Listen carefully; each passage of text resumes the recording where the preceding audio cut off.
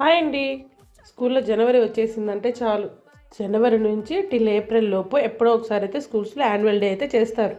So annual day అనేది మన కాలంలో అయితే పెద్ద చెప్పుకోదగినంత అయితే ఉండదు, నాకు తెలిసినంత వరకు అయితే. దట్టు అందరికీ కూడా ఒకేలాగా ప్రయారిటీ అయితే ఇచ్చేవాళ్ళు కాదు. ఎవరైతే బాగా స్కూల్ టాపర్స్ చదువుతారో, బాగా చదివే వాళ్ళని మాత్రమే పిక్ చేసేవాళ్ళు. దట్టు టీచర్స్కి ఫేవరెట్ స్టూడెంట్స్ని మాత్రమే పిక్ చేసేవాళ్ళు. అవునా కాదా? మీ స్కూల్ ఏజ్లో మీకు ఎలా జరిగింది? మీకు అన్ని ఈక్వల్గా ప్రయారిటీ ఇచ్చేవాళ్ళా, లేకపోతే సెలెక్టెడ్ పీపుల్కే ప్రయారిటీ ఇచ్చేవాళ్ళా?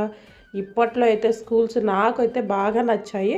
ఎందుకంటే 90% ఆఫ్ ద స్టూడెంట్స్ని అయితే ఏదో ఒక ఈవెంట్లో, డ్యాన్స్లోనో, కరికులంలోనో, డిఫరెంట్ కానీ, లేకపోతే డ్రామాస్లోనో ఎక్కడో ఒక చోట పెట్టడానికే చూస్తారు. బట్ 90% ఆఫ్ ద స్టూడెంట్స్ అయితే ఇందులో కవర్ అవుతారు.